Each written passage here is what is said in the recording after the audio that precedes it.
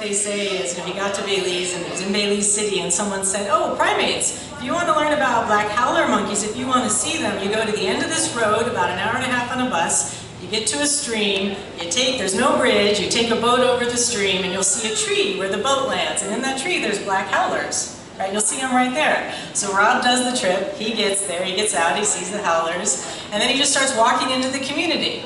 And a guy comes up to him with a shotgun and says, it's a little early for Father Christmas, isn't it? Because, Rob looks like Santa Claus.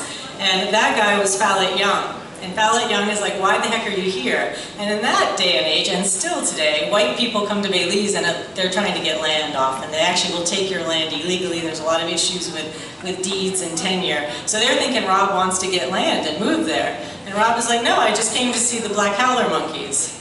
And they call them baboons there because it's Creole who were brought over from Africa. So they call them baboons because they look like the baboons that they knew from their homes. And they're like, oh, you're here for the baboons. Fallet's like, well, why? So they start talking, and Fallet gets really interested and wants to learn more. And ultimately, they are the founders, the co-founders of the Community Baboon Sanctuary.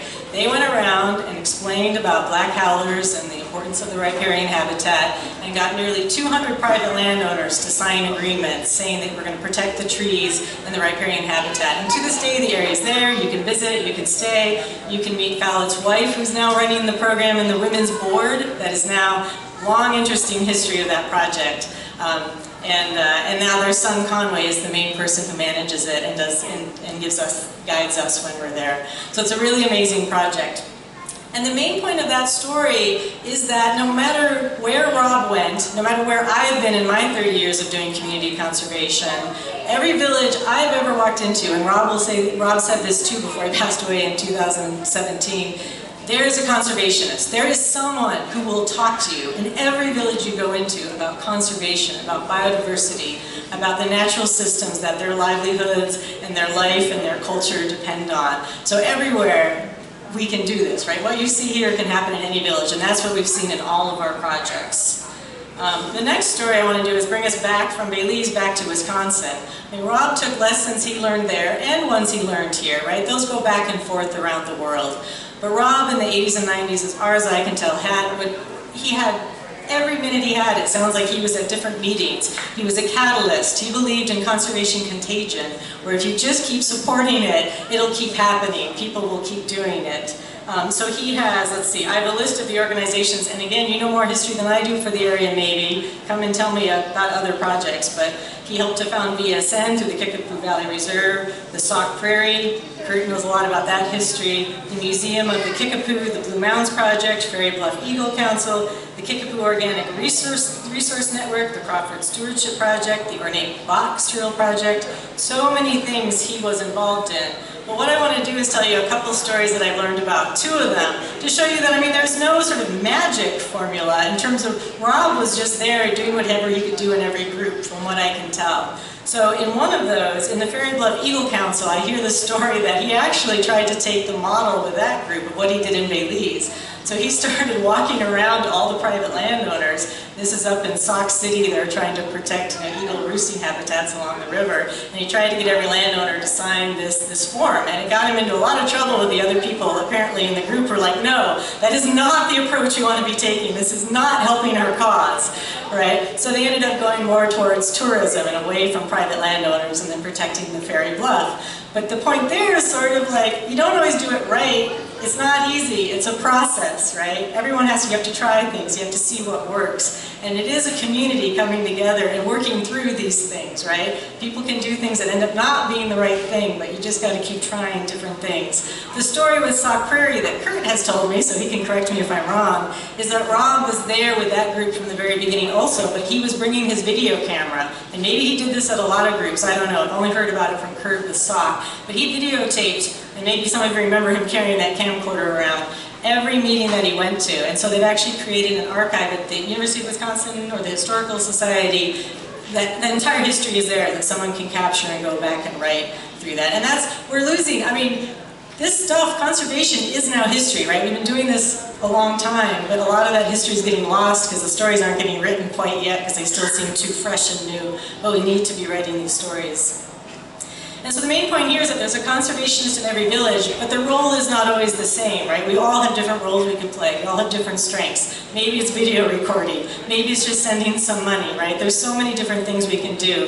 And I see this in all of our projects around the world, that half of the battle is just trying to make sure that everyone has a way they can participate. They may not have time, right? They may not have money. But you've got to find ways that allows people to really play out their values in different ways in these groups that are trying to save the environment.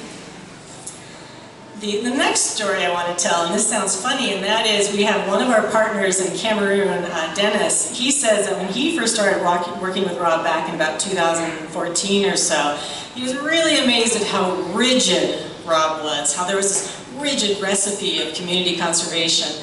And you think, well, that sounds weird, right? I mean, why would it be rigid? Because, you know, you've got to adapt to contexts and cultures and, you know, so many different things around the world. But really, what it is that there's just certain things that always happen in a community when you're sort of catalyzing something, right? You've got to go in, you have to start conversations, you have to see where people want to go with it, you have to see how they want to organize, you have to support them to organize. Technical skills, knowledge that maybe the community doesn't have access to, right? How do you do stream monitoring? How do you do camera trapping?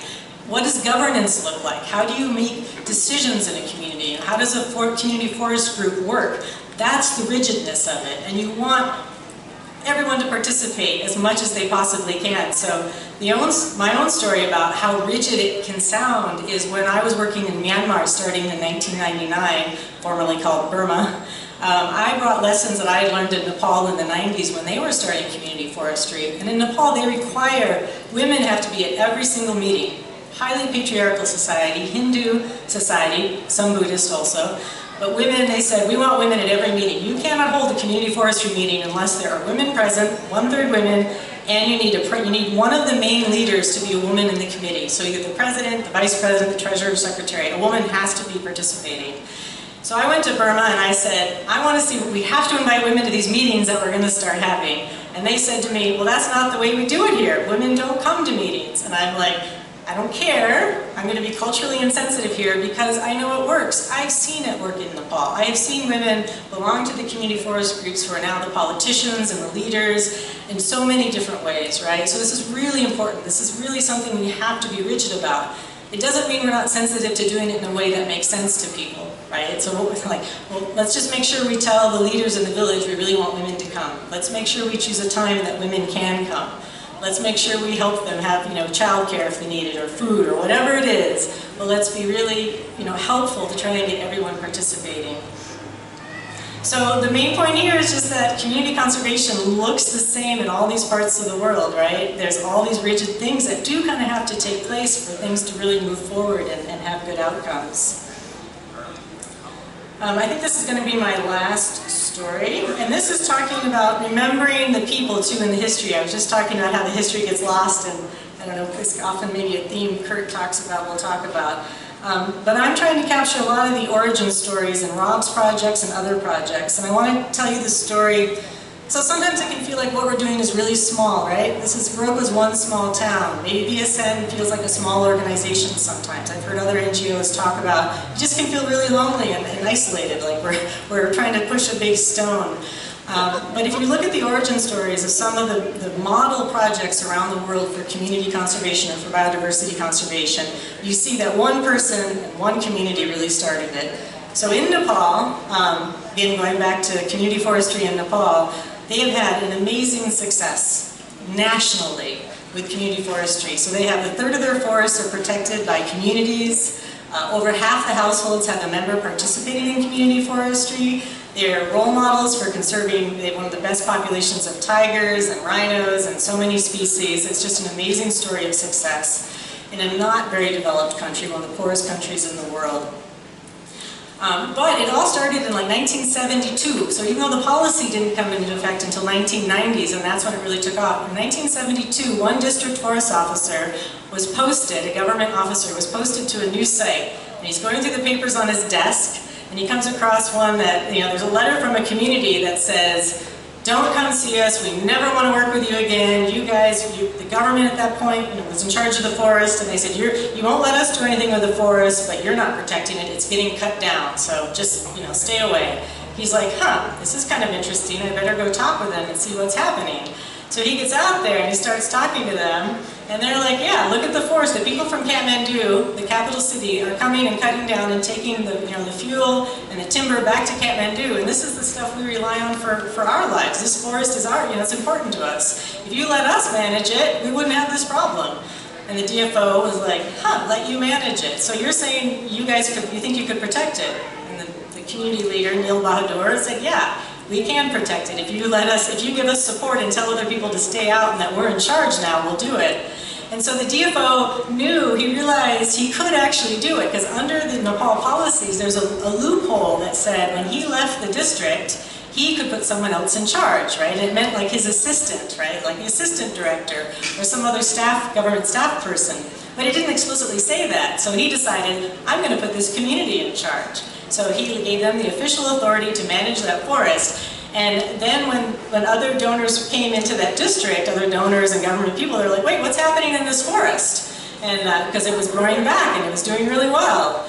And then the donors got really interested and the government got interested, and they started building a program and momentum to come up with community forestry, which finally took 20 years. And now they have doubled their forest in Nepal. It went from a low of 26%. When you're talking, like you're thinking all the fuel wood, all the rhinos, predictions were it would be gone by like 2000. Now they doubled their forest up to 46%. And like I said, have one of the most sustainable populations of tiger. They have too many tigers. Too many. They actually need to start culling them probably. So it's an amazing story of like one person, right? And these stories are everywhere around the world. Namibia has a very similar story with its community wildlife conservancies, with one person and one community setting a model that can take decades, but the effects are unbelievable. And so I think just the power, knowing that whatever I'm sure that DFO back in 1972 could not have predicted what would happen, and that Neil Bahadur, the leader of the village, they had no idea what they were going to come up with. So the main point there is just to say, we don't need to convince people to conserve biodiversity. We have to help them. We have to find ways to help each other, right? There are these values. They exist in every community amongst people. And our role as maybe NGOs or government people or as any professionals is to try and support as many communities in as many places as we can to do it themselves. And I like to say we don't want to empower, we use that a lot in developing countries. We're going to empower women, empower communities. And I'm always trying to think of a different word, because that sounds like we're giving someone power rather than helping them use their own power. And so maybe helping them with their agency, supporting them. It's a really critical and distinct difference, right? We're never going in and telling someone to conserve biodiversity. We're saying, hey, do you want help doing it? Right? What are you seeing happening in the environment around you? What are the changes? Right? Everyone is seeing these changes and they want to stop them. So there's no end to the communities that want support like that. So I want to say congratulations to BSN for being here for a quarter century. NGOs have a lifespan, they come and go, and this one has been sustainable. So congratulations to them. And I think just looking at their website, you can see what I'm talking about in terms of helping people, connecting people, right? Right on the website, resources for communities. That's what we're all trying to do, is provide resources and opportunities for people to do it. And then connect to protect. And one of Rob's major themes was he really believed in conservation contagion, where these one projects can make everything, other people see it, other communities see it, and it spreads. So our partners in Peru have actually published an academic paper looking at that. You've got one community concession, it literally spreads from that spot for varying reasons, right? But it geographically will spread. We saw the same thing happen in Assam with the Golden Langur program that Rob supported. You can just see as one community sees its neighboring community, they say, hey, I want a piece of that action. I think you probably see it with conservation easements here on private lands too, right? The spread, the sharing of information. So that conservation contagion is here to stay, I hope, for another 25 years for VSN and for community conservation. And thanks to all of you for everything you've contributed in whatever way. Again, I think we all have so many different roles we can play, we all have different strengths. And the important thing is that we all just contribute in whatever way we can to preserving and conserving the biodiversity around us for our own sakes and for the biodiversity's sake. So thank you all for coming, and thanks to VSN for having us here.